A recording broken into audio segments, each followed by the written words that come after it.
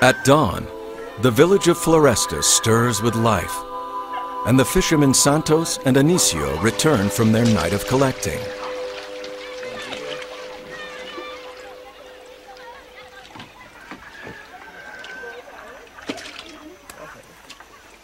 Anicio's son Sandro is fascinated with the catch, as pipa toads are rare, even in this village. The toads provide a moment of fun for Sandro, before they are to be put aboard the aquarium boat that stops here every week. The village's catch is loaded for shipment to a port downriver. Fishermen earn the equivalent of about $2 per 1,000 cardinals, though the going price when resold in the United States will be inflated by 1,000%.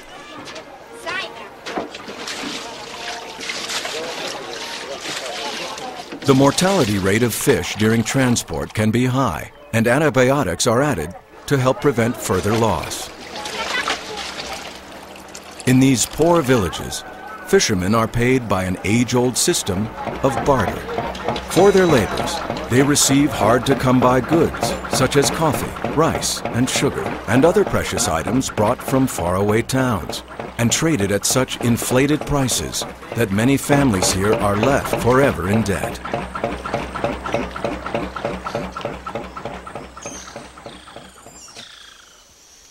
A few turtles are still egg-laying on the sandy banks. Golden-backed Wakari monkeys are drawn down from their treetop living to investigate the chance of finding fresh turtle eggs.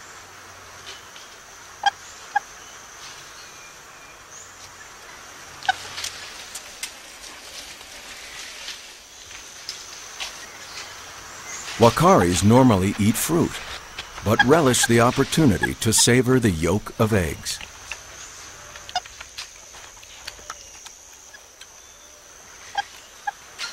Perhaps Rio Negro's least known monkey, they are among the few primates here that will venture down to the forest floor.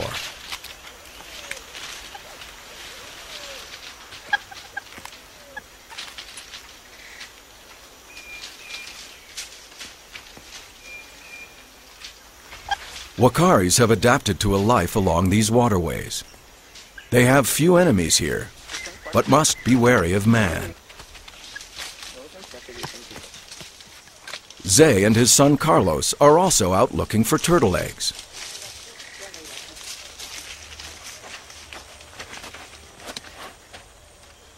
For the people of the Rio Negro, turtles and their eggs are a seasonal delicacy.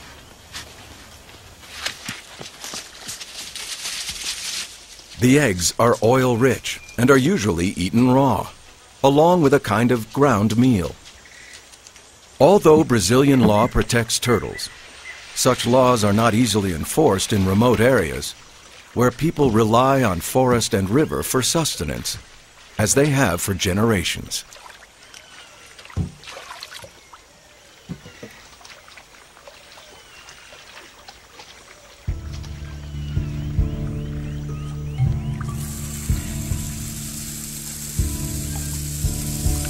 The coral snake is one of the world's most poisonous reptiles, but this is no coral snake.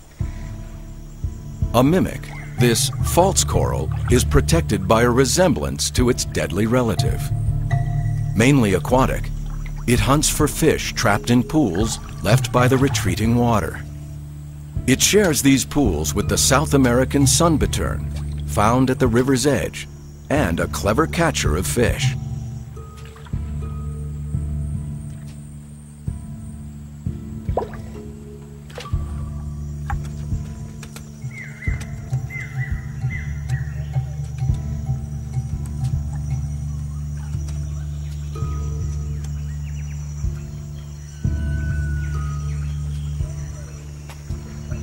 Both hunters are successful this time. The sun bittern takes no chance at the similarity between the real and the counterfeit, and produces a display intended to ward off potential danger. Noted for its stunning plumage, this sunburst of color has given the bird its name.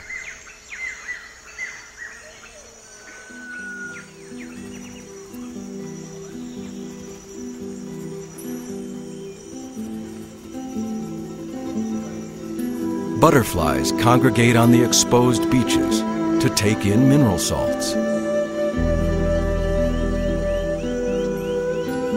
They dazzle the eye with color and diversity.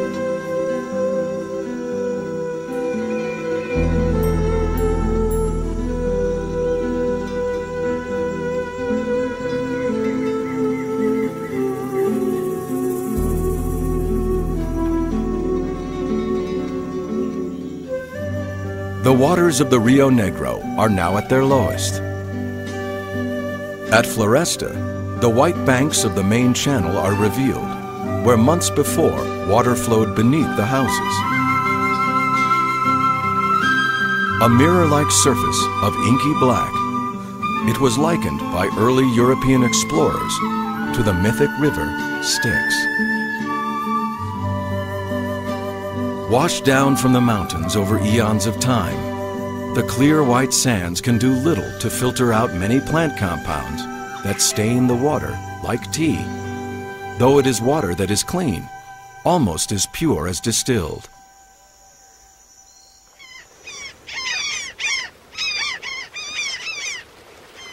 Where Sandro walks was recently the floor of the great river. Now, terns are nesting here, and he and his father have wandered too near the angry parents' brood.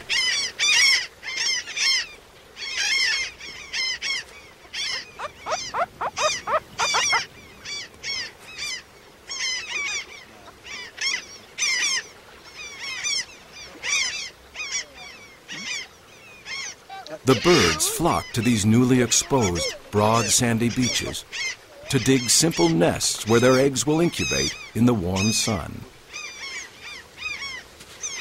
Sandro luckily discovers a clutch of newly laid turtle eggs.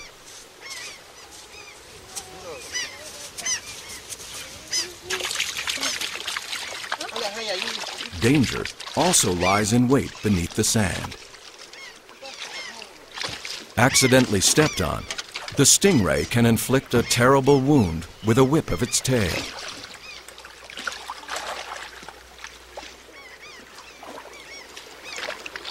But this is a time of plenty for the boat people along the Rio Negro. Food is found in abundance, and the fish have begun to gather in large schools in the shallow water.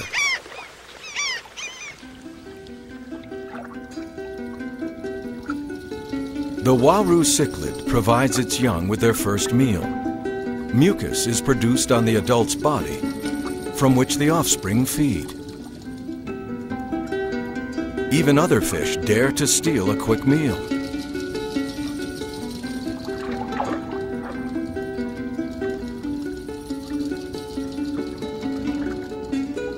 Schools of many species begin to congregate, including perhaps the most famous, the piranha.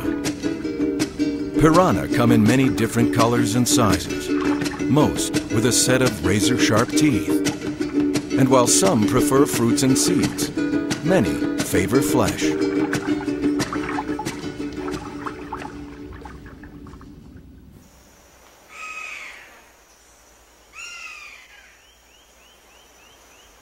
Actually, piranhas make for good eating, and that's just what Anicio has set out to catch.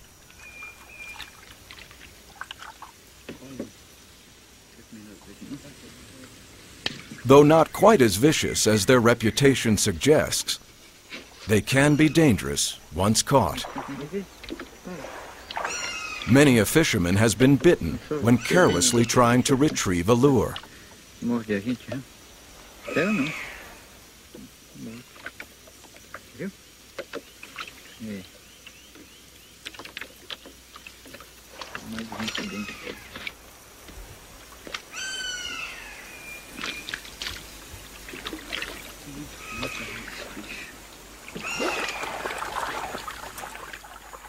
Perhaps most fascinating of all the animals that live in this river is the Boto dolphin. Largest of the freshwater dolphins found here, the Boto, or pink dolphin, uses echolocation to make its way through the tea-colored water. It can move its head in any direction, helpful when locating prey. Remarkably vocal, botos communicate with a series of barks and yaps.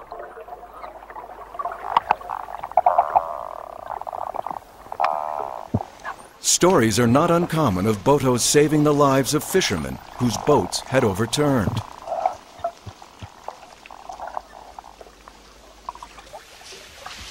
Zay is not angling for boto, but like them, is trying to catch one of the river's best tasting fish.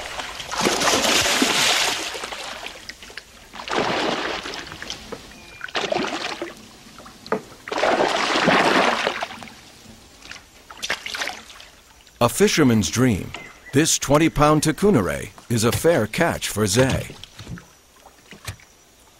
In the Rio Negro, tucunaré are known to reach 35 pounds.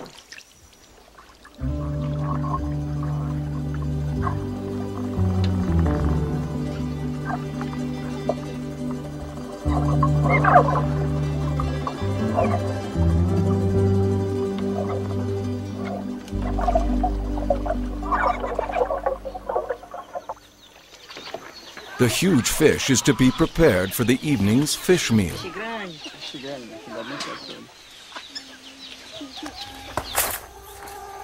One of Zay's younger sons, Chico, hunts near the house with a miniature bow and arrow. He stalks insects, to be used as bait in future fishing expeditions. His reward is a stringer of crickets.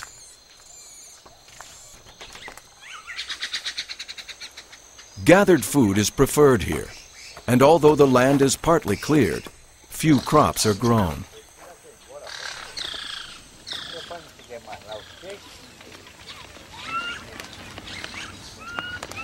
Like many families along the Rio Negro, Zay's family of 10 children is not unusual.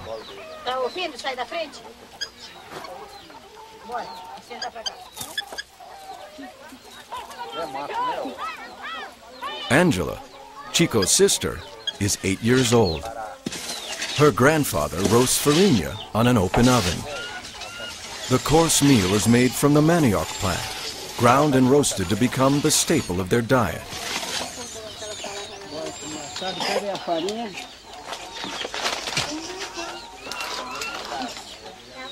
Miguel plays with the pet wakaris, 2 different types, one from either side of the river.